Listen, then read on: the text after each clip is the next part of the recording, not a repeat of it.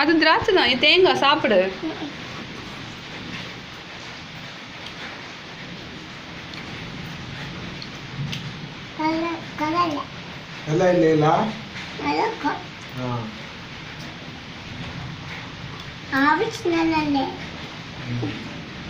இது நல்லா இருக்கா? இது நல்லா இருக்கா? இதுக்கு பேர் என்ன? பாயசமா? சாப்பிடு.